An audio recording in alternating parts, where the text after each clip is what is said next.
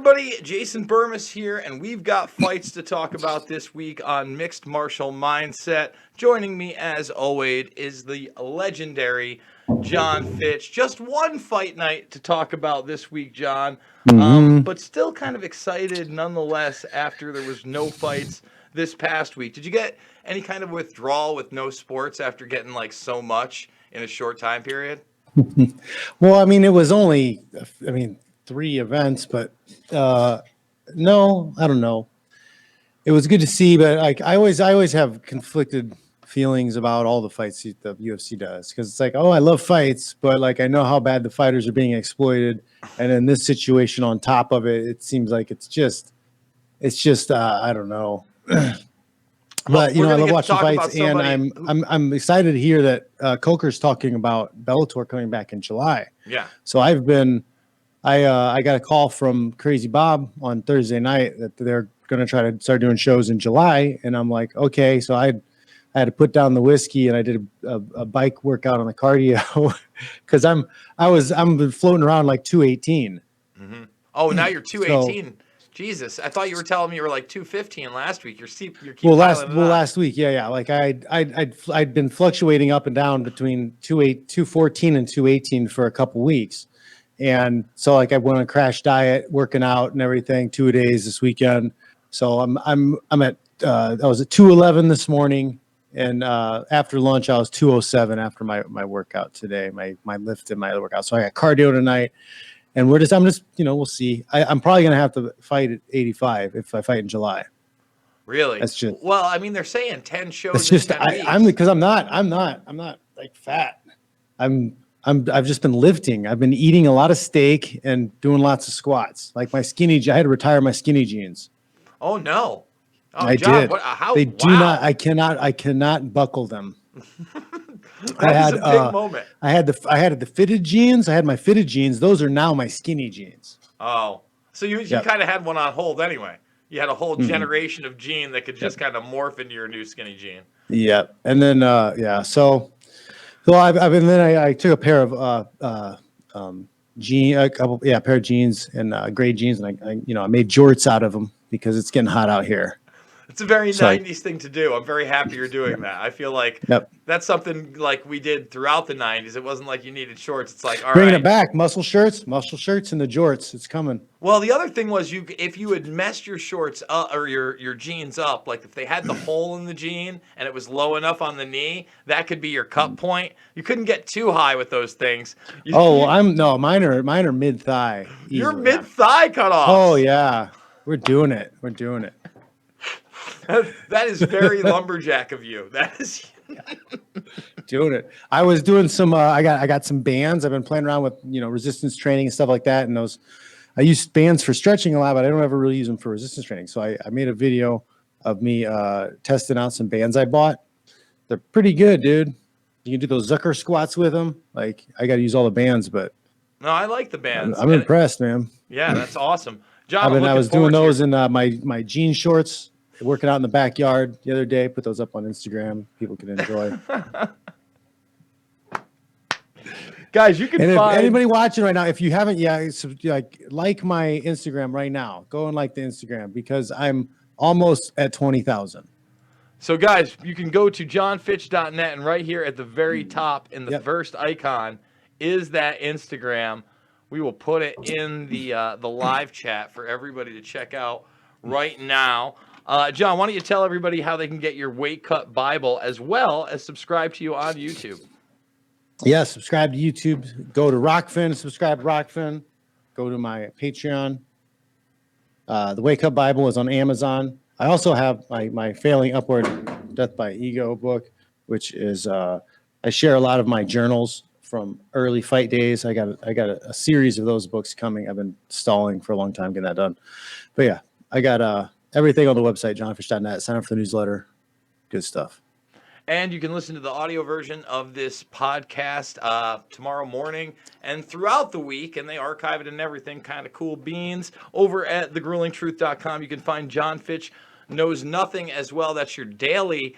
It's not every day, but it's a couple times a week now. You did what? A quarantine? Well, I'm doing John Fitch Knows Nothing is now going to be 7 p.m. every Sunday. And starting this Sunday, I will be streaming on fight.tv. Oh, that's right. The Fight.tv deal. That's pretty exciting, man. Yeah. We were going to try to do it on Sunday, but we are having some technical issues. So it's going to be, I did a show anyways last night, but we're going to do it officially next Sunday. So I'll still be on all the other platforms, but they will also stream me on their platform. So I'll get a lot of extra exposure from people dealing with Fight TV. And Fight TV, honestly, like I haven't paid attention to it.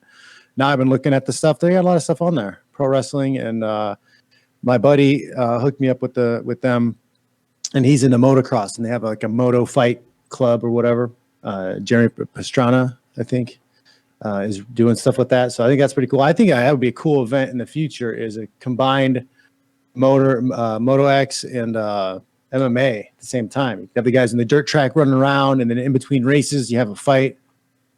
Wait a minute. Is he related to Travis Pastrana? Travis Pastrana. That's who I'm thinking of. Yeah, dude. Travis Pastrana. Are you kidding me? Have you never seen the Nitro Circus movie? I have seen Nitro. No, is it? No. Yeah, I'm pretty sure Travis Pastrana is Nitro Circus, isn't it? Yeah. I'm gonna set the same one. I can't remember. We'll do it live just to. Yeah, you can look at Fight TV and look. They have the Moto.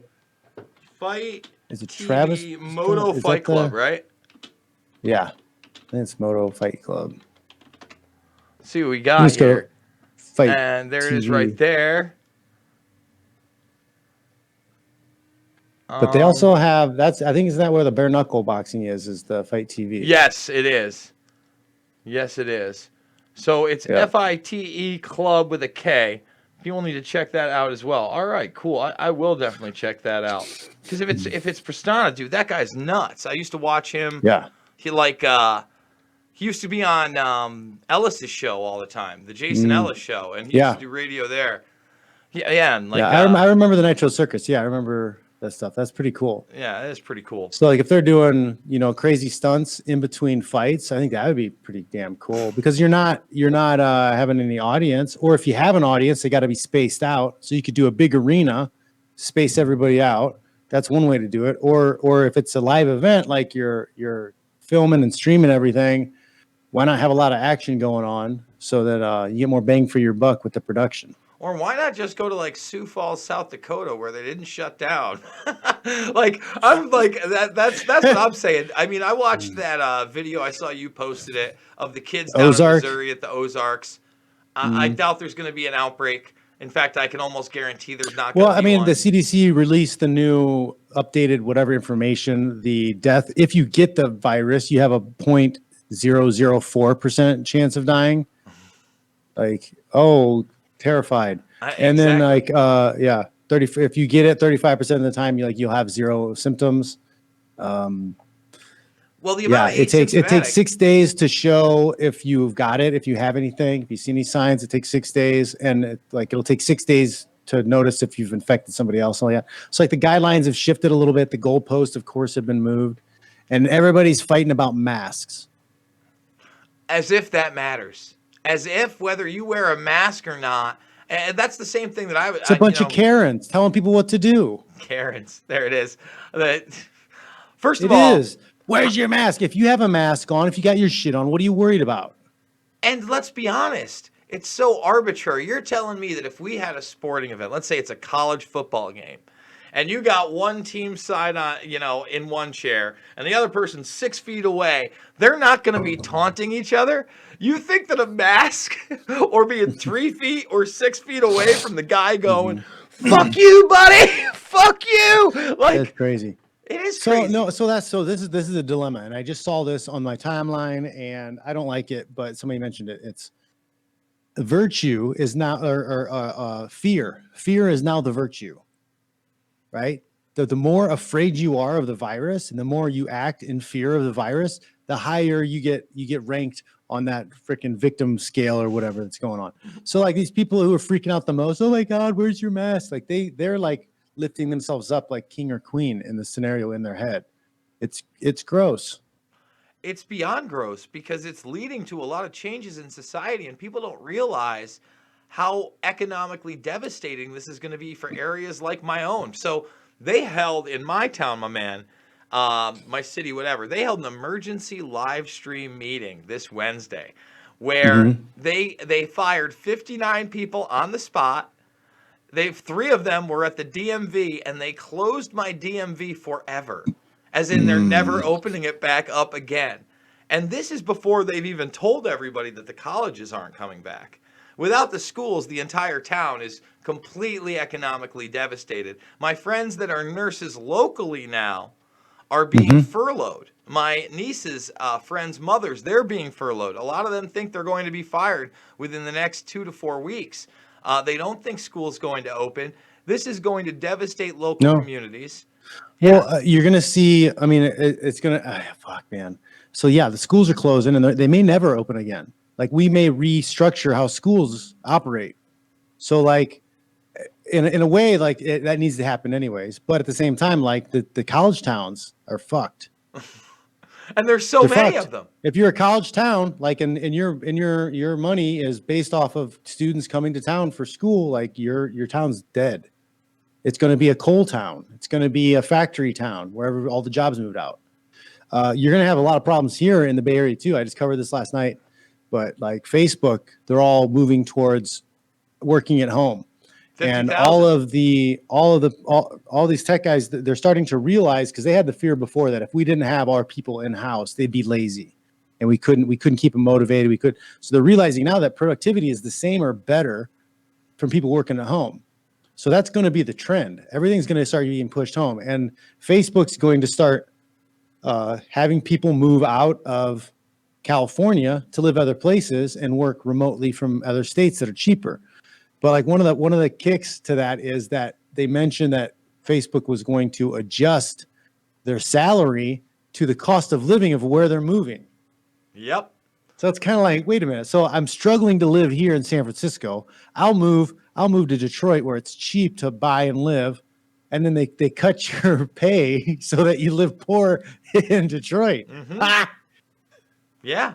Because it's almost like outsourcing to a third world country of remote work, right? And these people, these tech people, where do you think the next step is when they decide that, hey, we can do all of this from remote? We don't have to be here. Where do you think those jobs are going? Not America, dumb fucks. No. Not America. And it'll they can just get be some more and kid more who's automated, cheap John. Somewhere else. Well, I mean, you still have programming that has to be done. Mm-hmm. Right? Well, I agree, but I'm just saying, just as they move those people out, like for instance, the algorithm's only able to catch so much. They actually do need live eyes on certain videos. Eventually, they might not really need live eyes on certain videos. You know what I'm saying? Maybe at the very tippity top. Or, I mean, if they discover that they don't need live eyes that live in America or live in San Francisco, if Oh, they I can don't live think they in do already. Sri Lanka, they can live in Sri Lanka and work for 3 cents a day. Mm-hmm. No, I think that's already taken place. I doubt that the human remote workers that you're seeing in most instances aren't overseas outsourced. It's all going to escalate. Like, the Bay Area is going to implode.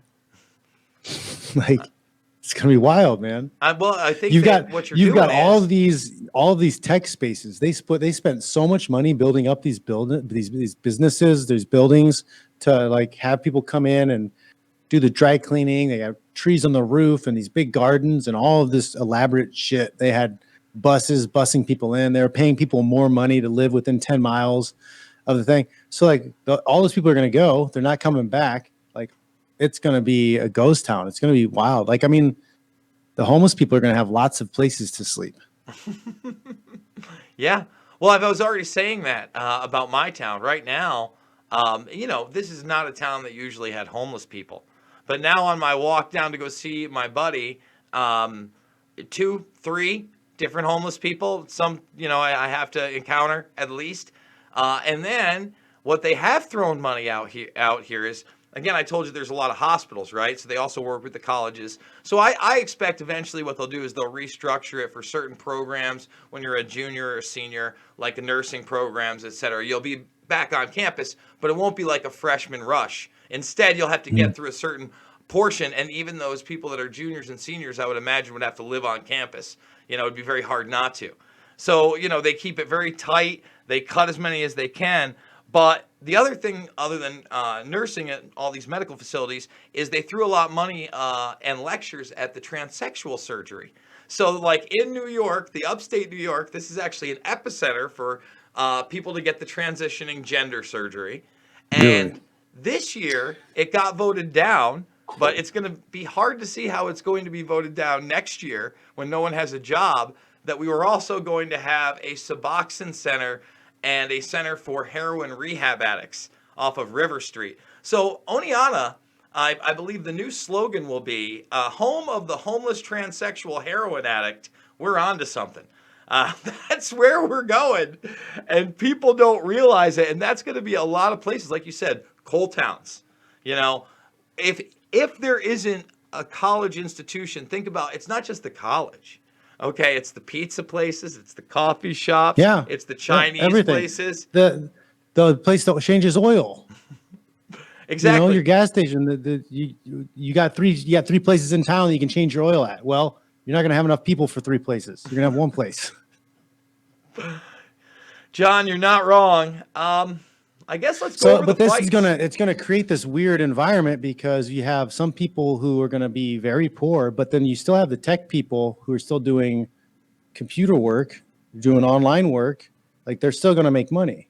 Yeah, but at the same So time, we're how are gonna they going to deal with we're the gonna see hyperinflation? like an even greater distance between the ultra rich and the poor. The Well, middle that's my class is point. done. We're Like- done. This is the extermination of the middle class. If you do not raise yourself above to rich in this time period, you're going to be poor.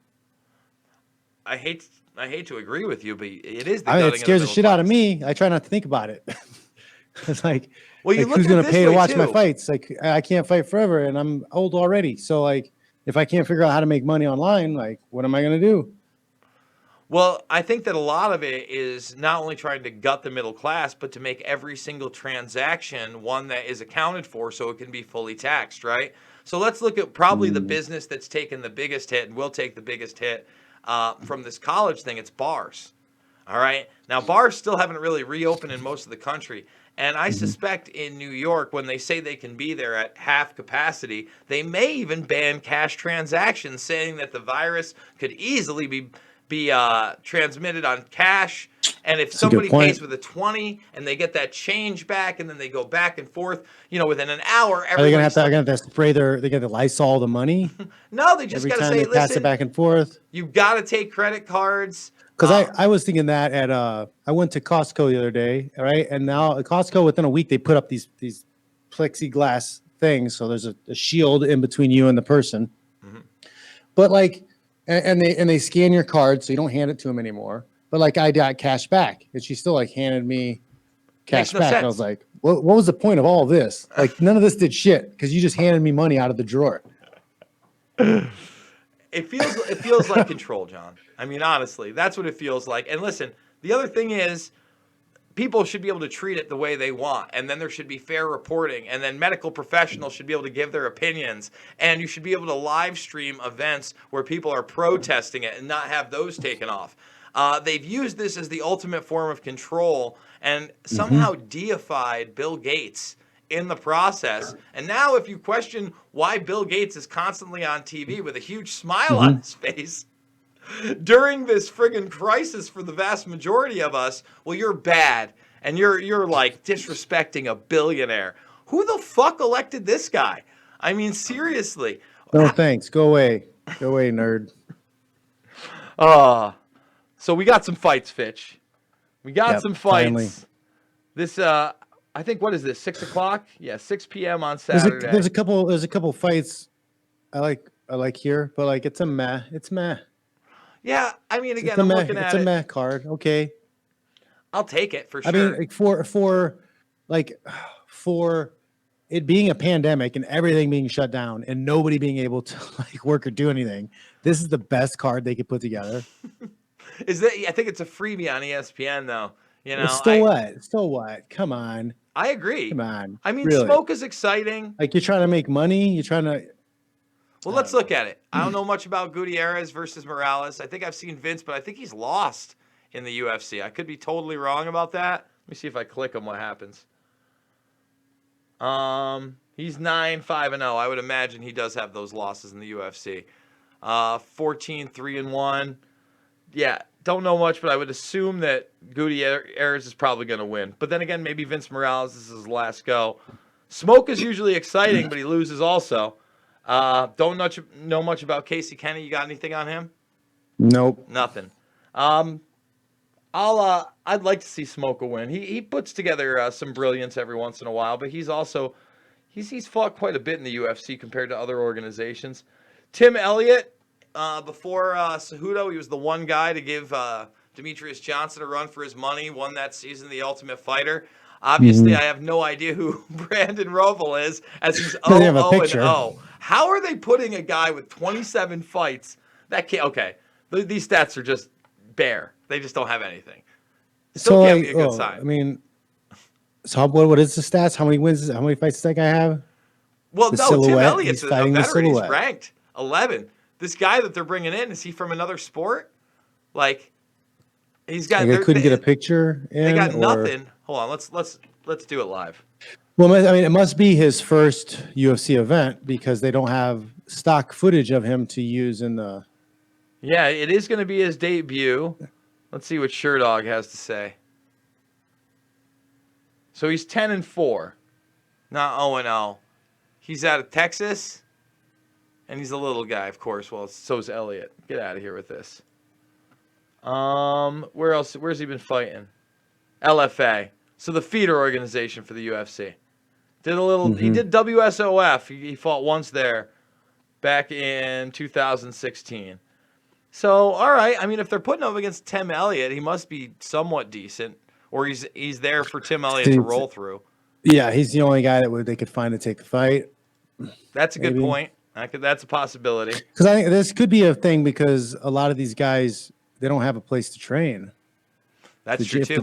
If the gym's shut down and the training partners don't show up, like what are you supposed to do? Do road work before your fight? This doesn't seem right either. Like Abreu versus Jamal Hill, who was 1-0-0. He can't be 1-0-0. One win in the UFC. Come on. If the UFC.com, get your shit together, huh? Like, who's doing your fucking website? Usually they're pretty on point with stuff. Let's see. Sherdog. There's no way it could be. There we go. 7-0. All right. Again, makes a little bit more sense. So, all right. 205er, 7-0. I don't know much about Klitzen, but he is a Brazilian. Bigger guys. I'd assume they want the undefeated guy to win. They're bringing him in. We'll build somebody up. Yeah. Let's see. But again, these are largely unknowns, huh? Let's see. Yeah. So Billy again 1-0. There's no way. Both of them are 1-0. No, they're not. Come on, UFC. This is trash. Let's see what we got here. Okay, see, and that's the best part. Look at this. So, like, off their website where it's going in, you actually have their records of 13-2 and 9-1. But they can't get that together. Interesting. I don't know who to take on any of these because I've never seen these guys fight. Yeah. I think I have seen Spike Carlisle fight, and maybe I've seen Billy, but no idea. Caitlin Chikugan, they continue to try to push her. They've been actually trying to push Shevchenko, her sister, for a while. I like this fight because I think that Shevchenko probably runs through Chikagan. What do you think? I'm not familiar enough with these two ladies. They pushed fucking Chikagan as like the next champion possibly, and they gave her an undeserved shot. Who did she just lose to? Must have a favorable contract for the company. You're not wrong. Well, I mean, that's what it comes. No, that's 100% what it comes down to most times. It's like, oh, well, we can pay this person less money. Let's push her. Let's see. Who did she lose to? It might have been the other. No, it can't be the other Shevchenko sister. Yeah, it was actually. Yeah, they actually put her in with Valentina, and Valentina destroyed her. Like so she's worked on her. She's fighting the sister now. What's that? She's fighting the sister now. Yes. So they're both gonna have a win over her. That'll be a good storyline. Who knows? Maybe not, but I doubt it. Let's see. We got Mackenzie Dern versus Hannah again. I've seen Mackenzie Dern fight, Mackenzie but Dern. I can't even see Hannah because the website's terrible. Like, what is this? UFC, you're making billions off a serial rapist, and you can't have a website that works. Thanks. Roosevelt Roberts, another guy I'm not really familiar with. Brock Weaver, I believe I've seen fight, but again, I couldn't tell you when. Actually, I've seen Roosevelt fight too. I would assume they're pushing Roosevelt on this one, the Predator. Got to be right. This one I'm in. Kevin Holland. They gave him a quick turnaround versus Danny Rodriguez. Danny Rodriguez also not 1-0. I think they got another striker trying to push Holland. I'd like to see the upset here, really. 170-pounders, young bucks, John. They're coming. I guess not for your division because you're fighting 185, you say. Might be 185 now. So then, Blagoy Ivanov versus... That's my boy. Yeah, I got Blagoy. Blagoy, he's a tough dude, man. He's just a tough dude. Yeah, that Derek Lewis fight, he might as well have been hit with a fucking train, and he took those shots literally again and again. I can't see this guy beating him, Sakai. I think Ivanov probably by strikes, or maybe he gets on top and gets a choke going. Yeah, he's a tank. He's a tank. I mean, if I don't know anything about the guy, but if he dances and jabs and stays away from him, type of thing. But Blagoy is just trudges forward. He's just a tank, moves forward. Yeah, slow and steady. Then you got this. Tyron Woodley versus Gilbert Burns. Gilbert Burns looked extremely impressive versus what, Maya, was it? It was Maya, right, in his last fight where he just kind of rolled through him. Tough call. When was the last time Woodley fought? Like 2 years ago? I mean, yeah, it depends because like Woodley, if the Woodley that fought Usman fights, like no. Like that Woodley fought like somebody had kidnapped his family. And if he fought too hard, they were going to kill his family. Because he wasn't getting beat up. It didn't look like he was tired. He just like didn't pull the trigger. He was just like hanging out. Mm-hmm. So I mean, what happens if Woodley loses this? Does he retire? He's already very vocal against the UFC. I'm surprised he hasn't been released. He may be frustrated enough just to like cut out and leave and go somewhere else. Mm-hmm. Maybe. Yeah. I mean, it's this whole thing. All of this is making some things clearer to a lot of people. Right? We've talked a little bit about it before with the sound of the fight and people being able to hear the sound of the fight. And then now, you know, people are seeing how much money the UFC is making, and you know that the 45 million made from 249 off of pay-per-views, and the 3.5 million paid out to the athletes who took part in it. Like people see that 12% of pay, like that sits wrong in your stomach after listening to a 1-2 combination off a Tony Ferguson's face from Gaethje. Like that a lot of people are like really disheartened by that. And then now you have people really want to watch John Jones and Francis Ngannou fight. I want to watch it. A lot of people want to watch it. That fight could make $100 million. But guess what? It won't happen because the UFC won't put it together because they don't want to pay their fighters a piece of the money they're going to raise. They're not going to pay them any equity of that. It's bullshit. And you can see it's bullshit. And you can see the amount of fights that we get robbed of seeing because the UFC doesn't actually want to pay people.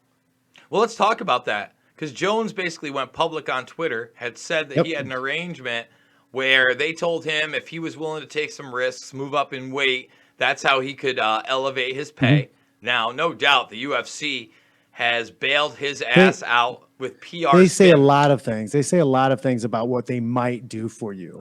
It doesn't mean they're going to do it. If it's not written in the contract, fuck what they say. Even if it's written in the contract, we have to go. So he basically said he was ready to go, and they weren't ready to pull the trigger. And and you know what? He was probably asking for like $5 million. Yeah, peanuts. That's nothing. That's nothing as a payment for him to fight Francis Ngannou. Nothing. No, they should both be. I think, and at least John should be making 10, and Ngannou should be making 5. And if it were any kind of fair with their structure, he should have a 2.5 win bonus if he beats him. You know what I mean? If he knocks him out cold, Rosenstruck style. And then a big chunk of the pay-per-view. But I feel like that would be a huge pay-per-view. Yeah, John it Jones would. already It's a big fight. I want to see that. It's a big freak matchup kind of thing. And what this does is it demonstrates the restrictions or the restrictions placed on the market. Okay, because Francis Ngannou is a business. He's an individually owned business. So is John Jones. In order for those businesses to make as much money as possible, they have to do business together. But they're not allowed to because of a third-party business. Somebody who's supposed to work as a service provider. The promoter is only supposed to provide the service of hosting the fight and promoting it. But like the service provider gets in, puts a restraint on the market, and prevents these two businesses from doing business together. That's illegal. Well, even look at the NBA model from back in the day. Like when you were an NBA player, and even in the beginning of the UFC, you were allowed to have a Nike shoe or a Reebok shoe. It wasn't part of your uniform; it was just your sneaker, and you could get that endorsement deal. Now, back in the pre-Reebok days, you know, I still remember John Jones was the first one to sign with Nike. It was a big deal. You know, but that was a bullshit signing because the UFC arranged the agreement and John Jones didn't get shit for money for it. It wasn't like a real sponsorship. It was like the UFC fucking got some money from Nike and pimped out John Jones. John Jones got to have his name pushed around. They sold it to him by saying, look at all the exposure you're going to get. Nike's going to push you. You're going to make so much money off of this because of the exposure they're giving you. And they tell that lie to fighters all the time about all kinds of bullshit opportunities they're giving them. The truth is the UFC is making the money. They made the money. They pimped you out. Now you got to go dance like a monkey so that they can pimp out somebody else and say, look how good of a job this monkey's dancing that we pimped out to this company. And they'll pimp out some other fighters to another company. It's just the cycle just continues. Well, you would know better than I. With Bellator, how much of a fee do people that sponsor MMA fighters have to pay? They don't pay. They don't pay a fee. So there's no fee. Whatever sponsor you want. Even in the run-up before the Reebok deal, the way they were trying to push out Affliction and others was that they were charging a fee for any time that you wanted to. It was about 2007, 2008 is when they started taxing. Was it that? When was it? No, I think you could make. I think 2008 was probably the time when it was like starting to peak with the amount of money you could make. Like I made as much money in sponsors as I made my show money for the GSP fight. Right. So it was something like 60-some thousand probably for the GSP fight. And I probably made another 60,000, 65,000 in sponsorships. But like shortly after that, the UFC started taxing people. You got to pay them 50,000, then moved up to 100,000 to sponsor fighters for a year. So you used to have mom and pop shops. You used to have somebody who had a t-shirt company, a local bakery, a local knife shop, whatever. They would have enough money to sponsor one or two fighters. Right? That would cost them, $5,000 a fight, 2-3 times a year. That's in their budget. They can handle $5,000 to $15,000 a year sponsoring somebody. That's enough eyeballs on their product that they get a return on it. It's a good investment. The UFC comes in and says, no, you got to pay us first before you pay that guy. They're out of business. They can't sponsor people. And there's no other shows that give enough eyeballs to where it makes it worth the investment for sponsors to put the money up. So like they killed off all sponsorships in the market to get all together because there was nobody who has enough eyeballs on their product that if you advertise on it, like they'll get a return on their investment. Yeah, and then retroactively, when Affliction tried to challenge them by having MMA promotions, they would literally blur out the front. And when Randy left and Extreme Couture was banned as well, you weren't allowed to have that there. They'd make you put tape over your shorts if there was the wrong kind of logo. So really, they acted like a dictator in that third person communist market dictator. When you could exceed possibly what your show money was. Brendan Schaub was talking about how he was making more per fight via his sponsorships than he was from his purse, win or lose. Yep. It's a problem, John. That's where we're at right now. That's what they did, and they did it on purpose. I mean, they had a plan. They knew what they were doing all along. They knew how boxing worked. You know, Fertitas, they knew how boxing worked. Like they're the ones that were part of the commission that voted down the original vote for the SEG UFC to become a legal sport. Like they took it to the athletic commission in Las Vegas, and everybody thought, oh, this is it. MMA is going to turn around. Everything's going to be awesome because they're going to get sanctioned. They're going to get regulated. They're going to be regulated in Nevada. Well, out of nowhere, the commission voted no. At first, we thought it was because the boxing people got involved and put some money in. But then we realized afterwards, when the Fertitas bought the UFC, one of the Fertitas was on the athletic commission. He voted no. He made sure that the SEG company could not become a viable, self-sustaining company by voting no on regulation in Nevada. Shut them down, defunded them, and then quit the athletic commission, turned around and bought them. It sounds like a conspiracy theory, Fitch. I mean, I wish you would stop espousing such things on my family program. We never talk about scandal here. So you say 185. They're saying once a week starting in July. That means, I mean, you could maybe even kick off in August or September. I'd rather see you sooner. Who you got your eye on at 185? Who makes sense in Bellator at 185 right now? I mean, I don't even care. I just want to go and fight to make money so I can be better prepared for the economic collapse and shit that's coming. I want to go out and fight and then have some money put aside for mortgage and then maybe buy some gold, buy some more ammo. I mean, I want to see you fight Page. I want to see you beat up Michael Venom Page, even at a catch weight. That sounds good to me. 180. You make 180. Yeah. I mean, they're not gonna risk their golden boy. They're gonna keep padding him for a while.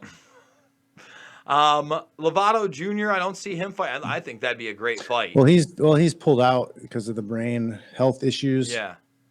So, trying to think who else is in there.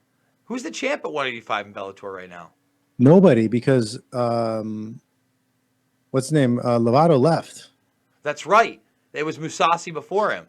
So it's going to be why Musasi don't they put together and that old school tournament, Scott Coker? Let's go. Well, Musasi and Lima are fighting for the vacant belt. That's right. Oh, man. See, that makes sense to me. Well, I mean, dude, I think you'd have your hands full with Musasi, but who wouldn't? Imagine that. It's tough, yeah. Yeah. I'd love to see that, though. I mean, Musasi got beat by Lovato. You know, he definitely has holes in his game. He is getting older. I don't know that he's getting better with age. You seem to be picking up. I'm trying to think, you know, obviously Lima's a tough fight, but one that Lima said he would take at 170.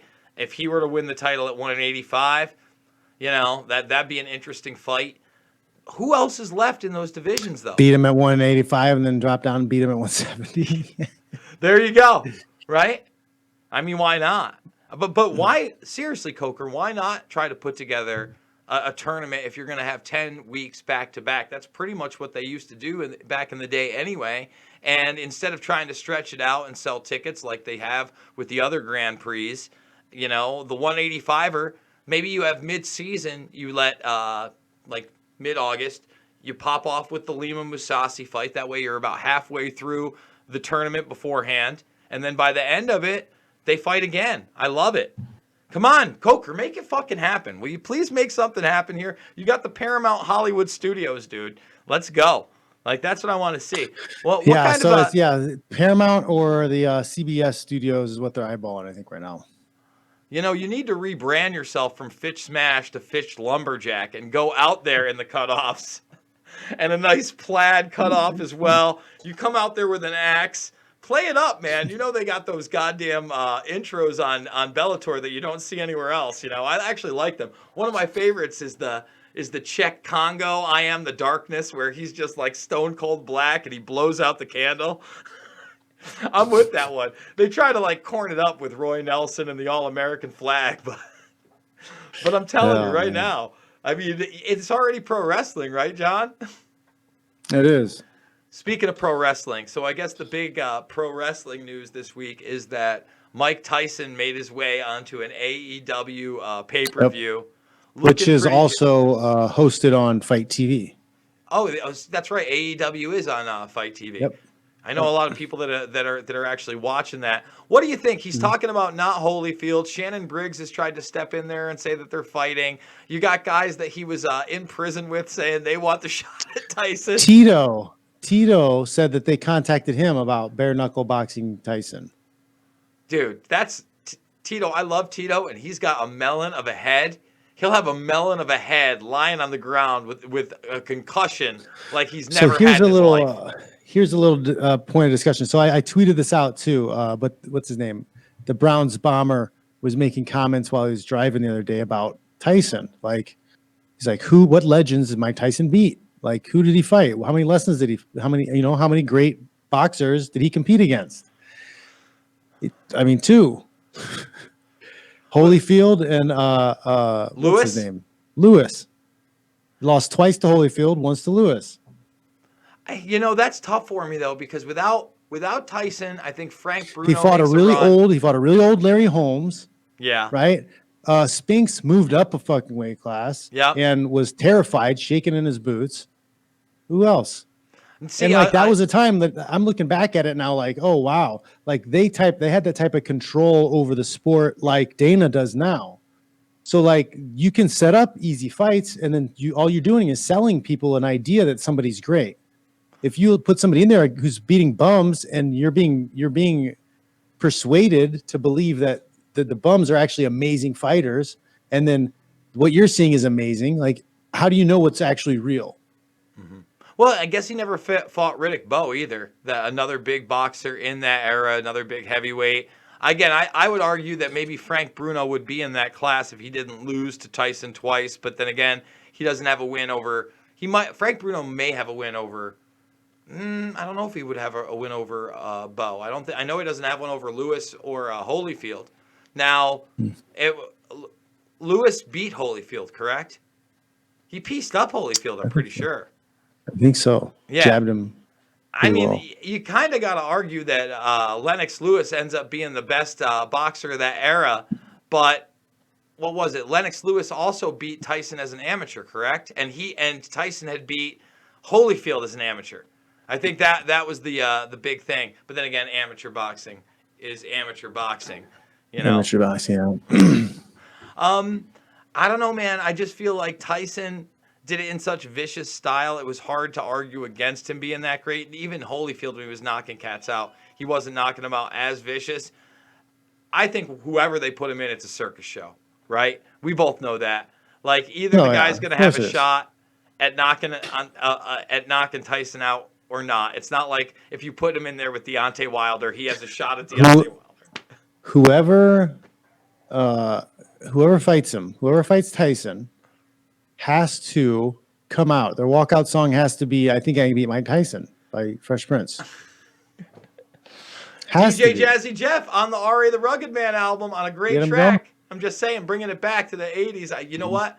That is a good track. And I like the Nightmare on Elm Street track. The old school DJ Jazzy Jeff, the Parents Just Don't Understand era album before it was big. Well, it was like when music was fun. It was about being fun and having fun and partying, and girls were fun, and oh yeah, it's cool. But then it all became like, fuck, kill you, buy my drugs, like you misogynist. And like, what the fuck? What happened to all the happy fun like party shit? What happened to that? No, you're right. It never really got brought back in hip hop. Jurassic 5 tried to do it. I feel like Jurassic 5 tried to bring it back in that late 90s, early 2000s era. But overall, it's the status quo, man. They don't want us to be happy and content. They want us miserable and unhappy. They want to glorify like degenerate behavior. Like it seems kind of messed up. I wish I could. It's hard to see that people don't see that. Like again, that 6ix9ine guy. We were talking a little bit about 6ix9ine beforehand, and I was pointing out that he's got that convicted sexual assault charge against a minor, where he posted on Instagram him banging some 15-year-old in some group situation. On top of that, he snitched everybody out. He snitched everybody Snitch out, 'em all these out. people. And now it feels like it's the perfect time for him to rise up. You were talking about the Karens before we got going. Really, we've built a snitch society. Like, if you want a job in New York, hey, we're hiring for the contact tracer Dude, that's job. when it's eerily similar to everything I read about China. I had East Asian history class. We studied China and Mao Zedong and the Great Leap Forward and all that shit. Like, it's eerily similar to like people ratting on each other and telling on each other and being Karens. And I wonder what the Chinese equivalent of a Karen is. I mean, it's just them dragging you out of your house to never be seen again. I'm pretty sure that's But it. it's wild.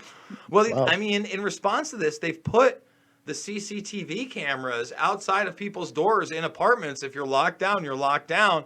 And you know that they did that 100 million people lockdown again when they said they had that outbreak just this week in China. So more people are locked down again. Look, we got to fight back on this. I mean, no matter what, even if the virus was 10 times deadlier than it turns out to be, the solution has been way worse. Like what? Yeah, like what? Yeah, everybody's just gonna sit at home. There's no more work. There's no more. Just put on just put on a mask and separate it a little bit. Like, these are terrible. This is a terrible way to handle everything. Like, it's not good. No, it's awful. And the human interaction, the fact that, they're trying to say that you will never shake hands again.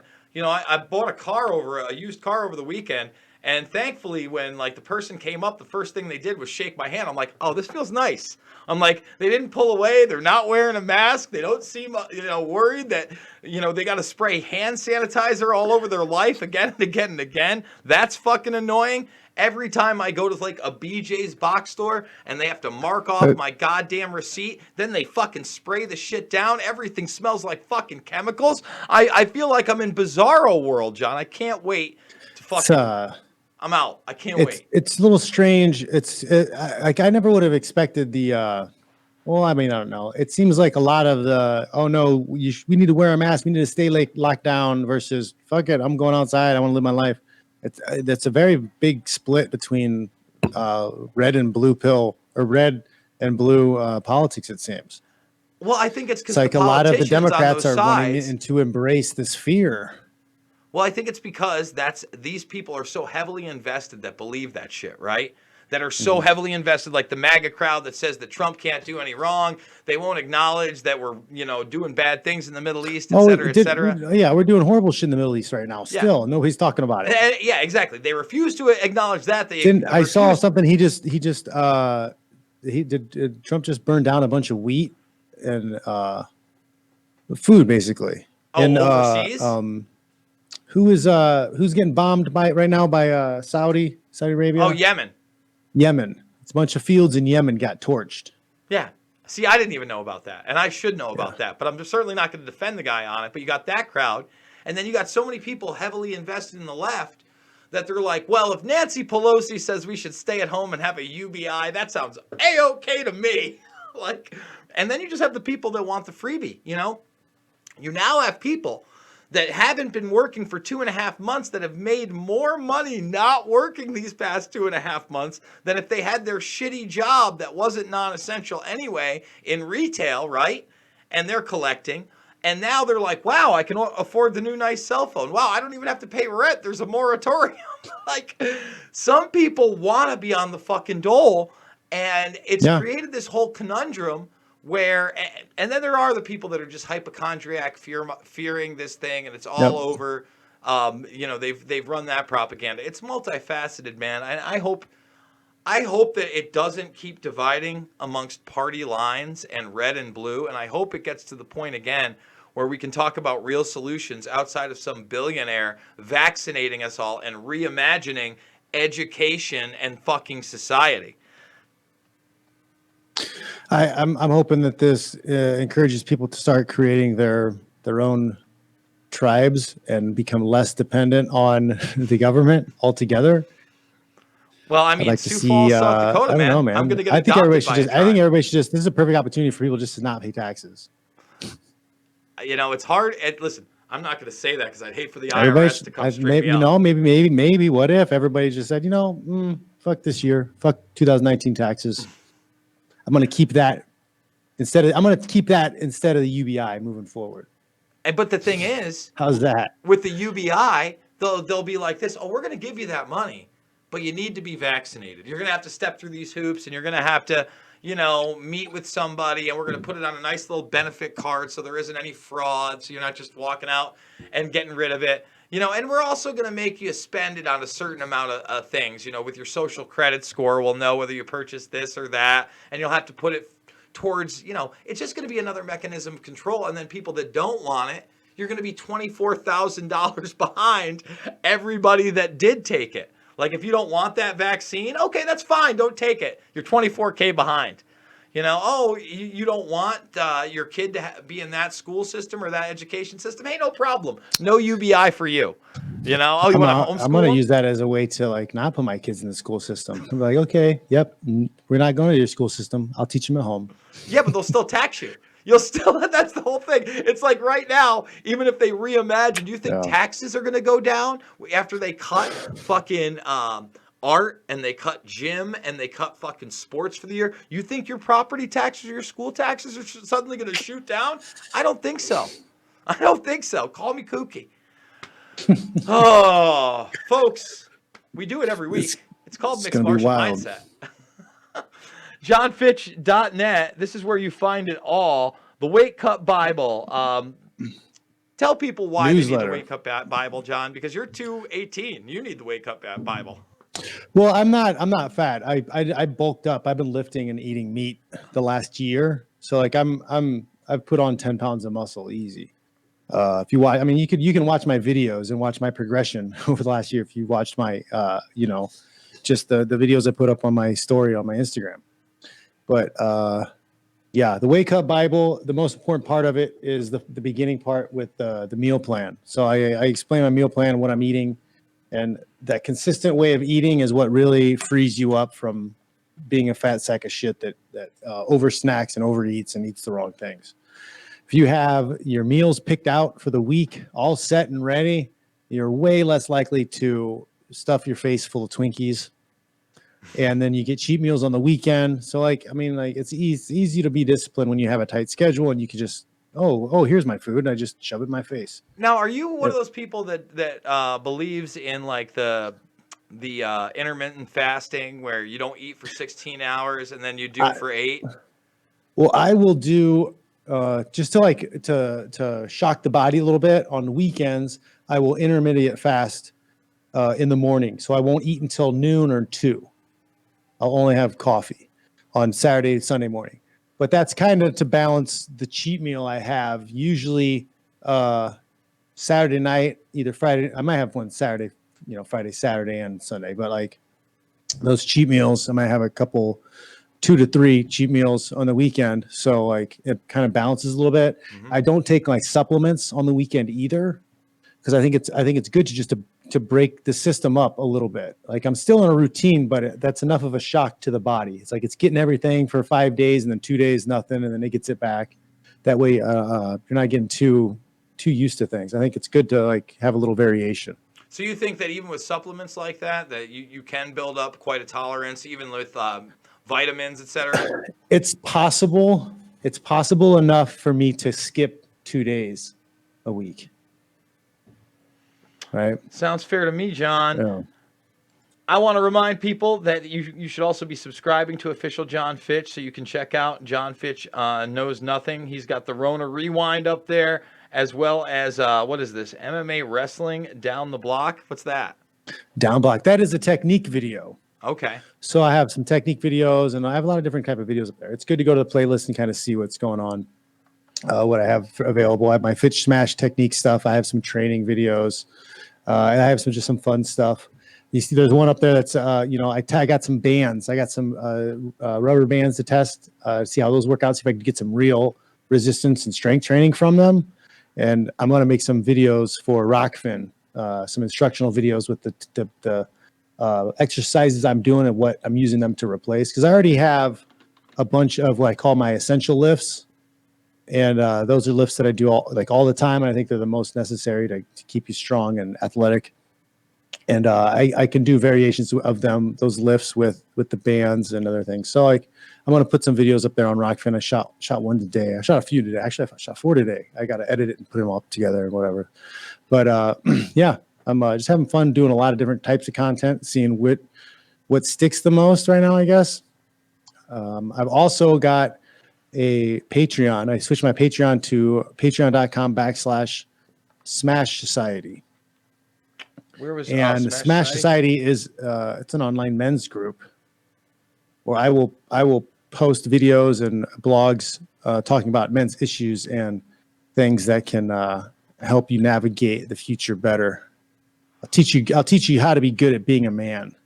Be good at being a man with John Fitch, and you can check that. You got to have a Patreon link up here because I don't see one up here. I can't click away. I haven't done it yet. I just put this up. It's only been about a week and a half. I've got a few things on there already. I'm going to try to keep putting it up. And I got like 3 tiers. The top tier, I'm hoping to have weekly web conferences. So a bunch Zoom of the guys in the group can meet together. We can talk about issues and what's going on, and help each other out. And remember, folks, the audio version of this podcast over at thegruelingtruth.com. After the fact, go check out all of our podcasts, including John's. John Fitch Knows Nothing. We're both over on Rockfin, rockfin.com/Fitch for him. Endorse one of us or just follow both of us. Look at all this free content from Fitch. He will show you how to choke a man to death for nothing, just for a free account over on Rockfin. Make sure you're thumbing this up, subscribing, sharing. We're still at 54,000. Haven't really gained a ton of subscribers. Kind of tough to do so when you're fully demonetized and not promoted at all by the algorithm. I want to remind everybody that I do this through you guys, and I'm about to hit the road. In fact, John, I'm hoping that we're going to not miss a beat every Monday. I think I'm going to buy a mobile workstation. I'm going to bring a green screen. I'm going to bring some multiple monitors, and wherever I'm fucking holed up for whatever, we're still going to do Mixed Martial Mindset from the road. But really, guys, the road trip's up to you. $5, $10, $15. It means the world to me. Big donors. Thank you as always. I think we're going to hit the $5,000 mark this month, which is awesome. But get ready to see freedom. Whether it's the Ozarks in Missouri, somewhere we're going. We're going where I can fucking buy a beer, not wear a mask. And John, I might even be able to touch a girl and have fucking more than 4 fucking fake people on my Snapchat. Took a lot of shit for showing my Snapchat last week. So I'm in California and I've been touching lots of girls. Yeah, that's a big fuck you to you, John. I gotta tell you, I have so like one of my videos, it might help you. I have tips on how you can increase your swipe count. My spike count? Yes, on your social media, on your dating apps. So I give a breakdown of all the tips and things I use to maximize my swipes. I'll check it out, John. I don't know that there's much to swipe to right now with my dead college town, and single mothers is like the best option of my nightmare at this moment. Yeah, single mothers. That's, I don't know. I mean, listen. Are you like one of the? Are you like, so? My one buddy is like this, but he won't put the age on what he's searching for lower than like a certain. So that's the thing. I'll date an 18-year-old. I don't care. Age, so I don't lower my age for it. So somebody has to be searching for a 40-year-old person. Now I go, I think, 20 to like 42, because I have run into people my age where I'm like, holy shit, this person's kept it together. They don't have kids, whatever. We can hang out. We can be cool. The single mom thing doesn't bother me other than the father part. Like, you're going to have to deal with some other guy. Like, if it was just me and the kid and the guy was out of the picture, I could think of maybe that could work. But it's never like from dating single moms, it doesn't, because they never, I mean, I have kids, so it doesn't work because there's never time. Like, either I have my kids, just hers or whatever. And it's just like, I'm not going to start the dating process by like having our kids play together and then things don't work out. And it seems weird, right? Yeah. So one of my tips too is just pay for the premium on the Bumble and the Tinder, because then you hide your age. Oh, okay. Interesting. And then if you've got game, you'll talk to them and you'll get them hooked regardless of what your age is. And then when they find out, they won't care anyways, because you've won them over. Yeah, no, that's how I usually do it in public. Okay, so the paid accounts, and I should go to Bumble as well. I haven't had a ton of success on Bumble, but we'll go there. I matched with somebody that was decent looking, looked like a human being. She was like 23 today on Tinder. I mean, who knows? Maybe the magic will happen. We'll find Let's out see. next week, folks, but you can find out today how to be a man at John Fitch's Patreon. That's right. The good thing about Bumble is that they message you first. Yes. Right. Yes. So you're already in. All you have to do is not screw it up. I love everything you're saying. You're already in. If she says hi to you on Bumble, you're already in. You're in Sextown. You just can't fuck it up. John Fitch, everybody. Next week we'll be talking fights, but I'm glad we ended this one. Fun show, John. Thank you as always. Mixed Good Martial stuff, Mindset. guys. We'll see you guys later. Right. Laters. Oh.